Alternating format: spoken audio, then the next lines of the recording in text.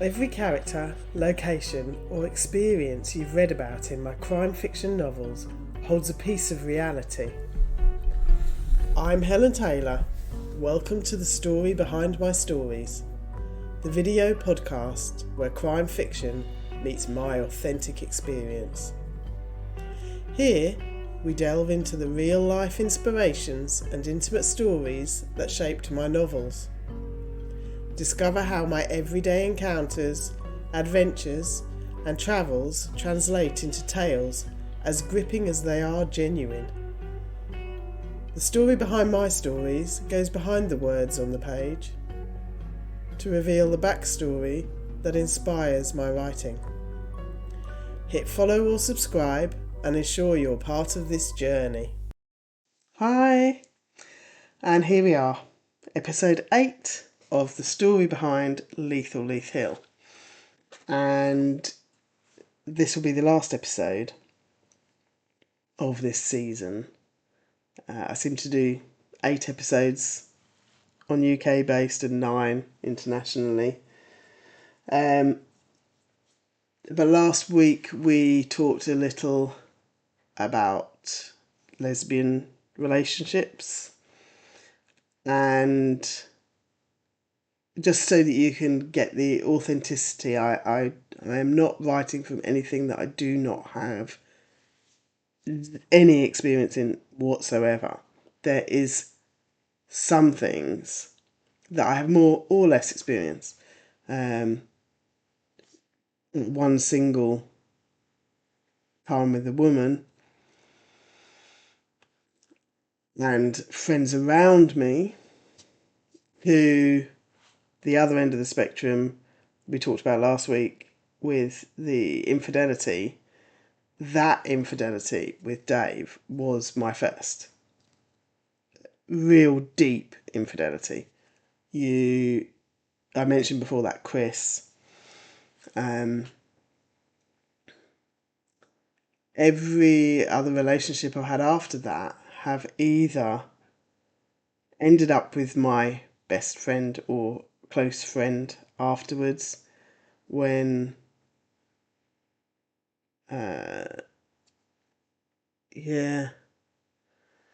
or I did have one relationship with a married man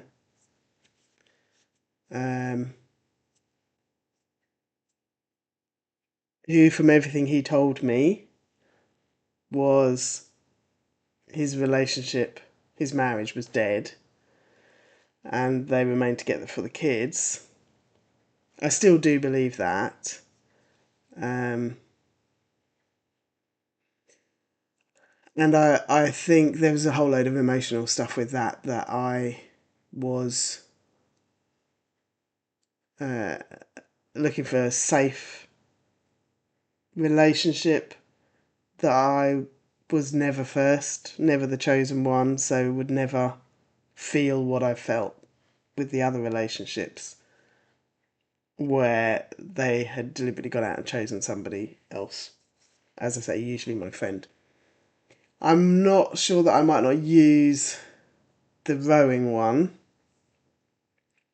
in a future book, so I'm not going to go into that one. And I don't know that we need to really talk any more about fidelity. You just need to know that I have, or infidelity I should say, I do have a lot of experience of being the one that people are unfaithful to, and I use that and the emotions, and I exaggerated them, twisted them, utilised them within Leith or Leith Hill. I can probably tell you without giving too much away that the murder victim in Leith or Leith Hill was not a necessarily nice person. She was being unfaithful to her husband and with more than one person and had regularly been. But she was also abusive to her husband, but she gave everybody else the impression that her husband was the domestic abuser.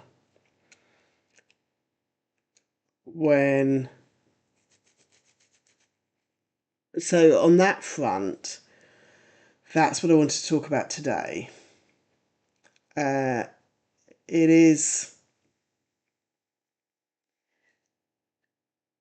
has come more to the forefront recently, I think, with its film. And it's not, I haven't read the book, I only saw the film. It's not as graphic, violent abuse visually in the film. And domestic abuse I don't feel, doesn't have to be violent. It can very much be psychological as well, which in Leith Hill, it verges more on that side, but it is also incredibly violent too. But domestic abuse is a very psychological crime on both sides of the person committing the domestic violence, but also on the victim of that domestic violence's mindset, needs, and what they psychologically tell themselves all the time. Again, this is something in my life where I had experience of a violent man aimed at me in a relationship that I have then extrapolated out, if you like, how I might have reacted differently, how I might have thought differently, how I might have felt differently if I was in a different mindset, in a different emotional state than I was at that time. And I can very clearly see how I could have behaved differently or acted differently. So this is going back to who I mentioned last week, Chris. With the whole seeing him snogging Jane on the doorstep thing, I finished the relationship with him. Now, at that time, I spent a lot of time in Slough, and there were gangs in Slough, and he was best friends with sort of the leader of one of the gangs. And a lot of them had done time, mainly for taking and driving away, PDA, car theft.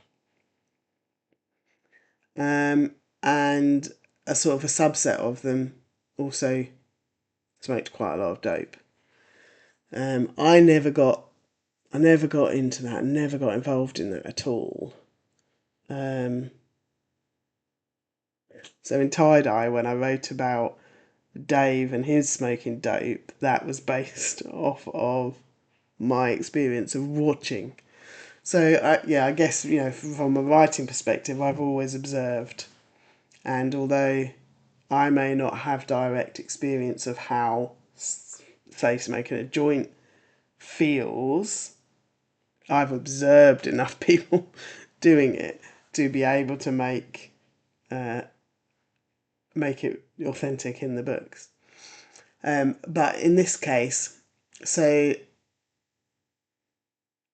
I'd split up with Chris, and I was working at Thorpe Park at the time, and we had all gone out in Staines at the end of a shift, and we were drinking in, I want to say Drake's, but I don't think that's right.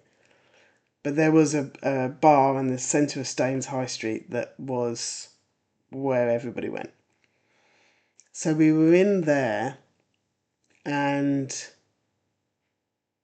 Chris came in, and he was there with his little posse. It was Chris. I'm going to call him James to protect his identity. And Spencer. And some other ones, but those are the three that I knew.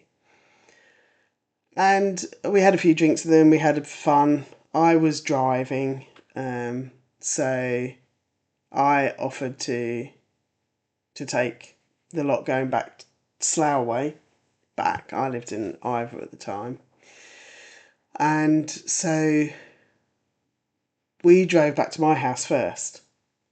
And when we were at my house, Chris was going on and on and on about wanting to get back together. And I had moved on. Again, it really screwed my head up, him choosing Jane. And he didn't choose Jane because he got back in the car like that hadn't happened and we were still together. But I think I knew deep down that he was just playing the field, and so I wasn't important or special. And that screwed with my head. It really screwed with my head. But so he kept going on about it, and because I had moved on, I think actually I was seeing James, or I'd had a little bit of a dalliance with James. Whether that happened then or after, I can't remember, or it had finished by then. But I had moved on, so I wasn't in that situation of, yeah, I'll take you back in a minute, because and he was getting really frustrated with me saying no, and he's like, I'm sorry, I'm going to make it the effort, I'm going to do blah, blah, blah. And I was stood against the wall, and he had his hand next to my head, leaning on the wall, right up close. And I said no again. And he pulled his fist back and he punched so hard into the wall next to my head on the other side. And that was like a switch for me. I was like, that's it, you're out, go. I'm taking you all home, you're gone. I I wasn't having that. I can very, very clearly see that I may not have had that same reaction if I was still wanted him, if we had still been in a relationship, and particularly if I hadn't moved on at that point. I can see very clearly how that makes people put up with what they shouldn't. And I do believe that the abusers play on that, because Chris was playing on what he thought would make me say, okay, yeah, we'll give it another go. But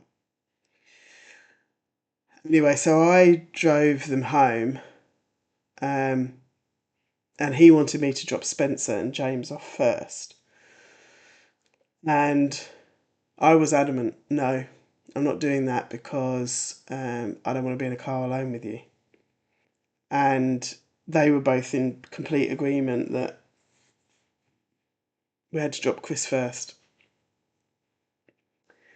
So anyway, we got to Chris's house and he was not getting out, dropped the other two first, and he started getting very aggressive, very verbal.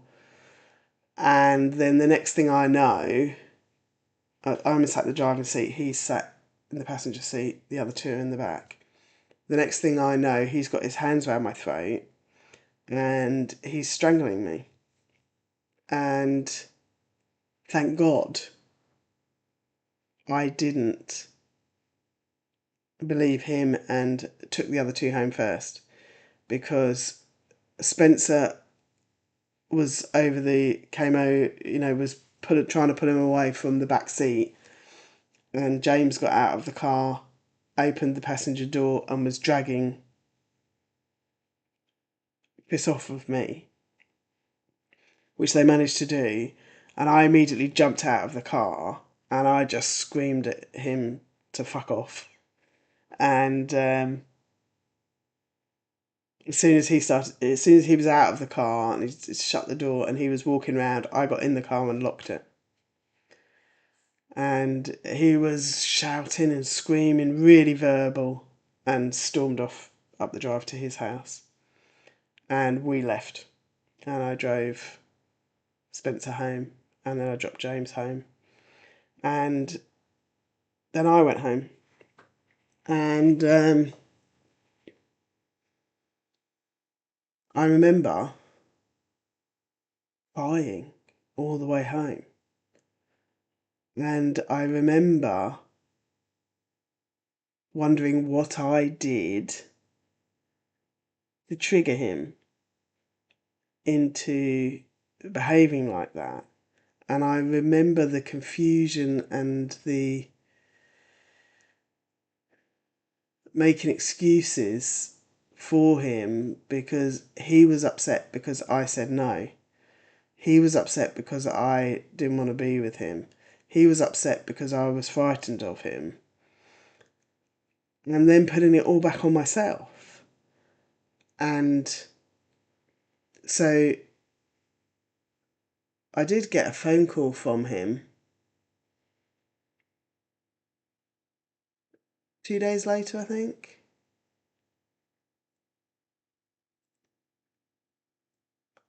And basically he'd walked, and this may be where he thought violence in a family was acceptable. As he walked through the back door, his mum hit him over the head with a frying pan. And he'd phoned me to say, what did you tell my mum? She attacked me when I came in. And I said, I haven't spoken to your mum.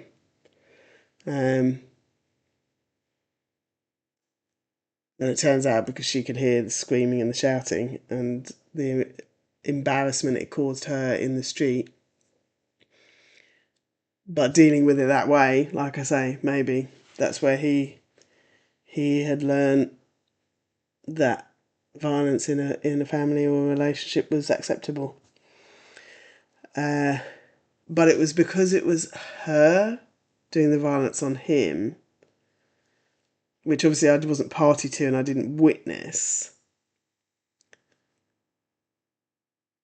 But that's where the twist is in Leith or Leith Hill. And that is the closest I've come to violence in a relationship.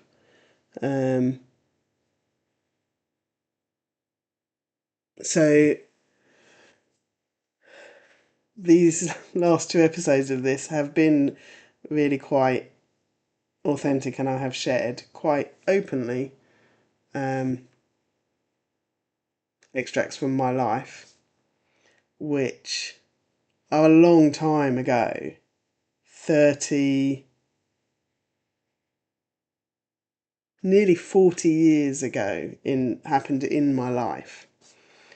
And it just shows, from a writing perspective, that nothing you experience or for me anyway, nothing that I have experienced, they say if something good comes out of it, it was never a wholly bad thing.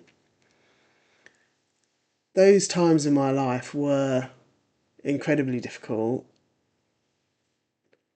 The nature of the person that I was at the time and was for a long, long time after that, is very much to take it on as my fault, take it on as me. It's only in the last 2.5 years that I have actually done something to sort out the fact that I attract men who are not emotionally available and don't choose me. I did a lot of personal work on that in order to change that patterning. And so I don't have a connection to those feelings in that sense anymore because 40 years have passed, but I do remember the feelings, and I do remember the thoughts, and that is what I take. That is what I use. That is what, in some cases, I twist, I explode, I diminish, or I just put into words when I'm writing Leith or Leith Hill or any of my other novels. There is genuine, authentic experience behind them. So, that is the end of the story behind Leith or Leith Hill. And when the book version comes out, you will get a whole load more of that information potentially in that. I haven't written it yet, so I don't know. But I hope me opening up and being honest about those very personal things in my past that I've utilised in Leith or Leith Hill, that you might then enjoy either the memoir style story behind my story books that are going to start coming out from the end of March, from the end of May, with the tie-dye first, but also maybe when you're reading my thrillers, you might wonder where that experience when I write about something has come from and inspire you to listen to the podcast or read the memoir style story behind my stories books to find out. I hope you've enjoyed these last couple of episodes, and I will now be taking a break until late April, when I will do a pre-episode for the launch of Don't Die For Me Argentina, and then the story behind my story, Don't Die For Me Argentina, which is wholly authentically my own experience, will start then at the beginning of May. So have a good couple of months break, and if you enjoy my novels, the sign up for advanced reader copies is now available on my website.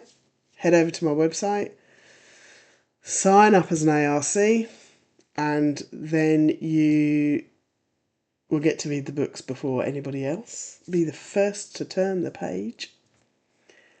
My newsletter, you get some inside stories, access to exclusive content. Again, head over to my website and sign up to the newsletter. There will be an alternate ending to Lethal Leith Hill to newsletter subscribers coming in the summer. So do go and sign up and keep listening. And I will catch you in May. Bye bye.